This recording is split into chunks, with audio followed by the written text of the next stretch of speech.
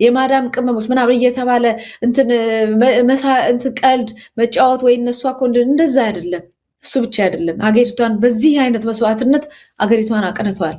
ወንድማቸውን አስተምረዋል፣ እናታቸውን ጦረዋል፣ አባታቸውን ብዙ ነገር ነው ያደረጉት እና ብዙ ነገር በሀገሪቷ ላይ ሄደና እነዚህ ልጆች ማስታወሱ ደግሞ ትልቅ ውለታ ነው። እኔ ሁሌ ነው የሚቆጨኝ። እንደምታውቀው ቤሩትም የዛሬ ስንት ዓመት ሄጄ ነበር እና ሌባኖን ማለት ነው። አሁን ሌባኖን ሰው እንግዲህ አሁን ባለው ጦርነት ከዚህ በፊትም በተደጋጋሚ ሌባኖን ትመታለች እና ስትመታ እኔ ልክ በቃ እዚህ ጋር የወደቀ ምናምን ነው የሚመስለኝ። ምክንያቱም ብዙ ኢትዮጵያኖችን ሄጄ አይቻለሁ። በሁሉም ሀገር እንዳሉ አውቃለሁ፣ በሚድል ኢስት ውስጥ ምናምን። ግን እኔ የሄድኩት በወቅቱ እዛ ያሉት ኢትዮጵያውያንን ለመጎብኘት የሄድኩት፣ ለማየት የሄድኩት፣ ድምፃቸውን ለማሰማት የሄድኩት ቤሩት ነበር። የዛን ጊዜ በብዛት ቤሩት ነበር የሚካሄደው እና ያሳዝኑኛል፣ በጣም ያሳዝኑኛል። እንደውም ትሮማ ሁሉ አልለቀቀኝም። ከዛ ስመጣ እስር ቤት ሄደን ስንጠይቅ በጣም ብዙ አንዳንድ ፍሬ ልጆች ምን ከትምህርት ቤት ዝም ብለው ወጥተው ልጅ መሆን የነበረባቸው ተው፣ ትምህርት ቤቱን እንደው ትምህርት አሁን ቀርቷል በእርግጥ ኢትዮጵያ ውስጥ ተውት፣ እሱ ነው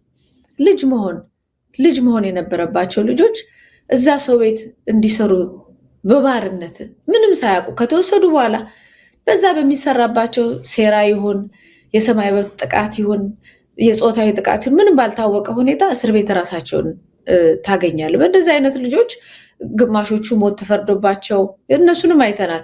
ግማሾቹ አይምሯቸው ተቃውሷል። ሆስፒታል ሄደን በጣም ብዙ ሰው ነው ያየነው። የተደበደበ ምን ያለ ብቻ አይደለም፣ አይምሮ የተቃወሰ። እንዴት ይቀበሉት? በልጅ አይምሯቸው እንዴት ይቻሉት? እየሆነ ያለው ነገር በማያውቁት ሀገር ቋንቋውን አይችሉ፣ ሰዎቹን አያውቋቸው፣ የሚናገሯቸው ነገር አይገባቸው፣ የማይሆን ነገር እነሱ ያልፈልጉት ከሰሩ ይመታሉ። መጨረሻ ላይ አይምሯቸው ተነክቷል። በየቤቱ ታግተው ደግሞ እዛው ልክ እንደ ባርነት ለአመታት ሳይወጡ ተዘግቶባቸው እዛው ውጭን ሳያዩ የሚያድጉና የሚኖሩ ባሪያ የሚሆኑም ነበሩ። በየጎዳናው ላይ የወደቁም ነበሩ። በጣም ብዙ ነበሩ እና ወይኔ ኢትዮጵያ ነው ያልኩት። በቃ ወይኔ ኢትዮጵያ፣ እነዚህ ልጆች ብቻ ነገ ዋጋ ያስከፍሉናል ነበር። እነዚህ ልጆች ብቻ እና እነሱን አስቦ ዛሬ በእንደዚህ አይነት ሁኔታ ማስታወሻ ስለሰራላቸው እነሱን አስቦ ለእነሱ ብቻም አይደለም። ይሄ በነገራችሁ አሁን ሞኝነን ቅድም ያልኩት ታይድን ትልቅ የሚያደርገው ሀገሪቷ የኔ ናት እና እኔም ይመለከተኛል ብሎ ማሰቡ ነው ብያለሁ። ይሄ ድሃ ማህበረሰብና ወጣት ሴቶች ጉዳይ ብቻ አይደለም። ይሄ የሀገር ጉዳይ ነው። በሺህ የሚቆጠሩ በመቶ ሺህ የሚቆጠሩ ሴቶችን ነው የምናግዘው። እዛ ትምህርት ቤታቸውን ነጠለን ትውልድ ነው ይሄ። ኢትዮጵያ በባርነት የኖረችበት ትውልድ ነው። እንደዚህ ተብሎ መመዝገብ አለበት። አሁን አንዳንድ ነገሮች ተሻሽሎ ምናምን ይሆናል። የጠፉትን ነፍስ ግን አሁንም አለ፣ ማውጣት እንችላለን። ሰልችቶን ደከመን ሁላ በየጊዜው የሚወጣው ቆራርጠው ሁሉ ነው የሚጥሏቸው፣ እናውቃለን። ወድቀው ሁሉ አስከሬናቸውን የሚቀብራቸው የለም። ይሄ የትውልድ ችግር ስለሆነ የኢትዮጵያ ትልቅ የታሪክ ክስተት ውስጥ የኢትዮጵያ ልጆች እንክብካቤ የሚያስፈልጋቸው ልጆች ባሪያ የሆኑበት ዘመን ስለሆነ አስቧቸው። ታሪካቸውን ጽፏል። ባንረዳቸው እንኳን እውቅና መስጠት፣ ታሪካቸውን መጻፍ፣ የማዳም ቅመሞች ምናምን እየተባለ ቀልድ መጫወት ወይ እነሱ እኮ እንደዛ አይደለም።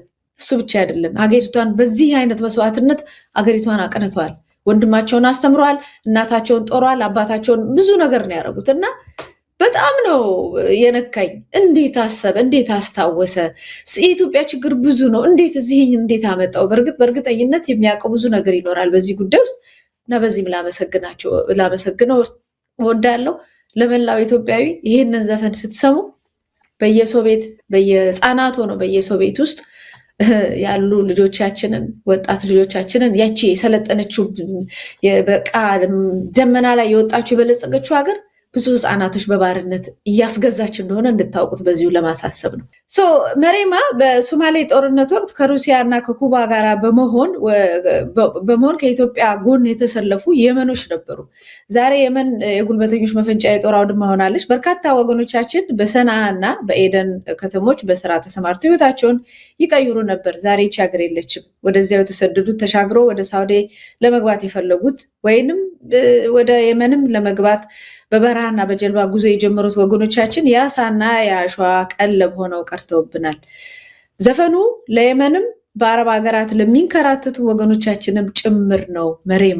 መሬማ የሚለው ስም በተለይ በወሎ አካባቢ ሙስሊም ሴቶች በብዛት የሚጠሩበት ነው። ትርጉሙ መሬማ፣ መረብ፣ ማርያም ማለት ነው። የሚል መረጃ ከዛ አስተባባሪዎች ናቸው የላኩልኝ። የራሱ የቴዲ አፍሮ አስተባባሪዎች ናቸው። ወቅታዊ መረጃ ዳስጣል 1ኛ፣ ጀንበር 5ኛ፣ መሬማ 7ኛ፣ ጽዮን ሙሽራዬ ከሰዓታት በኋላ ወደ ላይ ይወጣል ተብሏል። አስጌ ያው በወላይተኛ ሳይሆን እየተከታተሉ ነው ያሉት።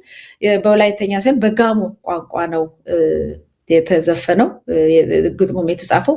ቴዲ ዳስ ጣል ስላለ ከአሁን በኋላ ዳስ የሚለው ቃል ድንኳን በሚለው እንዲተካ ለእድር መሪዎች መመሪያ መተላለፉን ሰምታችኋል ወይ?